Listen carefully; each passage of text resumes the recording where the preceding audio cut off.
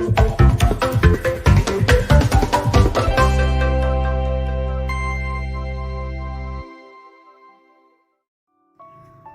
saudara-saudari yang terkasih dimanapun kita berada. Kembali lagi di acara Renungan 7 Menit Pelita Kasih bersama saya Evangelis Ismail Harun. Sebelum kita merenungkan firman Tuhan, mari kita berdoa. Bapa di surga, terima kasih ada kesempatan lagi bagi kami untuk merenungkan firman Tuhan. Terus perbarui hidup kami, tuntun kami untuk terus menjadi orang-orang yang terus melakukan firman Tuhan di dalam kehidupan kami. Dalam nama Tuhan Yesus kami berdoa. Haleluya. Amin. Pembacaan kita terambil dari 1 Korintus pasal 15 ayat 9 sampai dengan ayat ke-10. Saya akan membacakannya bagi kita. Bapak, Ibu, saudara-saudari yang terkasih, silahkan membacanya di rumah masing-masing. Demikian firman Tuhan. Karena aku adalah yang paling hina dari semua rasul, bahkan tidak layak disebut rasul, sebab aku telah menganiaya jemaat Allah. Tetapi karena kasih karunia Allah, aku adalah sebagaimana aku ada sekarang. Dan kasih karunia yang dianugerahkannya kepadaku tidak sia-sia. Sebaliknya, aku telah bekerja lebih keras daripada mereka semua. Tetapi bukannya aku, melainkan kasih karunia Allah yang menyertai aku. Amin. Hidup oleh kasih karunia Tuhan, itulah yang menjadi perenungan kita pada kesempatan hari ini. Bapak Ibu yang terkasih, dalam perjalanan kerohanian kita, kadang-kadang kita menghadapi masa-masa sulit. Kadang-kadang rasanya seperti musim kemarau ya, rasanya gerah saat teduh menjadi hanya rutinitas, doa menjadi pergumulan, ibadah terasa sudah mulai membosankan, dan gairah melayani mulai pudar. Kita mulai merasa ada yang keliru dalam semuanya ini. Kadang-kadang seperti musim gagal panen, tidak ada semangat, lesu, mulai ada rasa takut dan takut capek, takut tampil, takut disaingi oleh orang lain. Tentu kita perlu pemulihan. Masalah kebanyakan dari kita dalam hidup ini adalah hidup dalam ketakutan. Takut miskin, takut capek, takut lapar, takut berubah, takut tampil, takut ketinggian, takut ditolak, takut disaingi, dan banyak lagi. Dan biasanya kalau kita takut, kita akan menghindarinya dengan berbagai usaha dan alasan. Ketakutan itu membuat kita menjadi tidak berbuat atau berbuat, tetapi serba tanggung dan tidak total.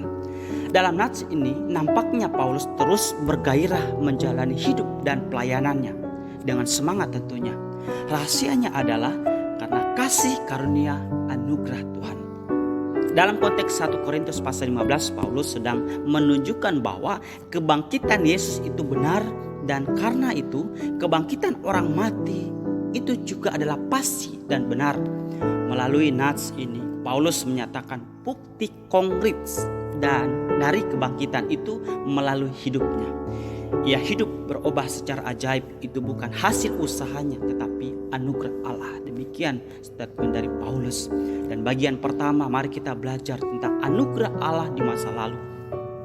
Anugerah berarti kedermawan Allah dalam memberi pemberiannya kepada kita, orang-orang yang tidak pantas menerimanya. Anugerah kita terima bukan karena kita layak, baik, tetapi karena Allah saja yang baik. Anugerah ini telah diterima oleh Paulus dan kita dalam keselamatan. Keselamatan itu disediakan Allah untuk kita nikmati seperti sebuah jamuan rohani. Kita terima dengan gratis tanpa usaha. Memang ada harga untuk keselamatan atau jamuan ini, tetapi itu sudah dibayar dan sudah lunas melalui kematian Yesus Kristus. Paulus menunjukkan kerja atau kuasa anugerah itu dengan jelas dengan mengatakan dia tidak pantas menjadi rasul dan dia adalah penganiaya jemaat. Dari perspektif kemanusiaan Paulus, tidak mungkin menjadi rasul, tidak mungkin berhak pada Tuhan. Dia tidak mungkin dan tidak pantas. Tetapi anugerah Allah itu telah mengalahkan kejahatan, kebejatan Paulus. Bahkan oleh anugerah itu mengangkatnya memiliki jabatan sebagai rasul. Suatu jabatan yang penting dan itu tentunya mulia. Sama halnya seperti diri saya sendiri. Saya menjadi seorang hamba Tuhan dari latar belakang yang tidak memungkinkan menjadi Kristen, bahkan menjadi seorang hamba Tuhan.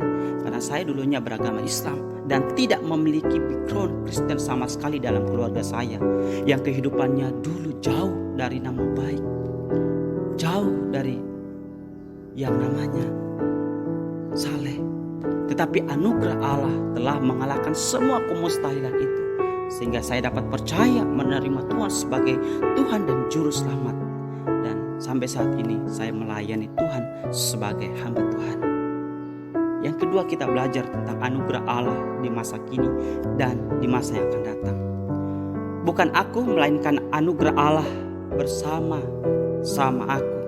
Paulus mengatakan bahwa dia bekerja lebih keras, bekerja sampai lelah, tapi bukan karena dia, tetapi anugerah Allah.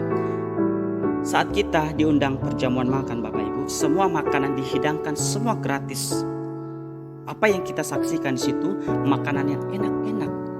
Dan yang kedua, kebaikan orang itu, kebaikannya menyambut kita, kagum menjamu kita dengan gratis. Saat kita mengerti bahwa Allah memberikan anugerahnya pada kita, bahwa kita menerima berbagai pertolongan, berkat, pemberian cuma-cuma, bahwa kita melayani bukan karena kita layak, kita diterima bukan karena kita hebat, kita diberkati bukan karena kita pantas.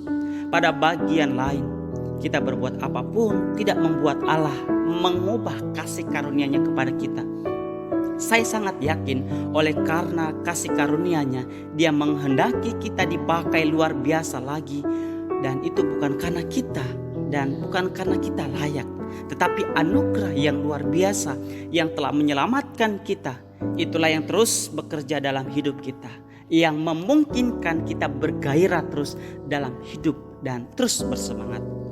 Tetapi masalahnya dengan kita adalah bahwa kita mau berkenan pada Allah dengan usaha sendiri, ya. Dan ini adalah menjadi masalah. Kita hendak melakukan ini dan itu untuk kepentingan diri sendiri, sehingga kasih karunia Tuhan tidak beroperasi leluasa dalam hidup kita. Philip Yancey mengatakan bahwa agar kita terus hidup dalam anugerah, maka kita harus memberi waktu untuk selalu merenungkan kasih karunia Allah itu pada kita. Bahwa aku ada di sini karena kasih karunia dan anugerah Tuhan. Tentu banyak faktor, ya Bapak Ibu, yang menyebabkan sehingga kita masih suka takut terhadap banyak hal. Karena ketidaktahuan, bisa juga karena secara dangkal memahami kasih karunia atau anugerah Allah yang kita alami atau kita terima. Karena anugerah diberikan tidak pernah tanpa dampak kalau sudah diterima oleh seseorang. Hal itu yang disampaikan Paulus dalam nats ini. Dari nats ini membuktikan bahwa anugerah dibuktikan melalui dampak yang nyata dalam kehidupan Paulus.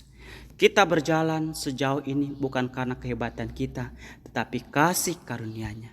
Kita berbuat apapun tidak mempengaruhi kasih karunia-Nya Allah kepada kita. Oleh sebab itu Bapak Ibu, mari kita menjalankan tugas kita dan terus hidup dalam kasih karunia Tuhan. Kita berdoa. Terima kasih Tuhan, ajar kepada kami terus untuk menjadi orang-orang yang terus hidup dalam kasih karunia-Mu dan menyalurkan apa yang kami terima secara cuma-cuma itu kepada orang-orang yang membutuhkan, agar melalui pelayanan kami, karya Roh Kudus Tuhan bekerja dan banyak jiwa-jiwa yang dimenangkan melalui pelayanan kami, dan orang-orang yang kami layani percaya kepadamu sebagai Tuhan dan Juru Selamat. Beri hikmat kepada kami dan mampukan kami. Tanpa campur tangan Tuhan, kami tidak bisa berbuat apa-apa. Ini kami yang datang kepadamu dalam doa kami. Kami berdoa. Amin.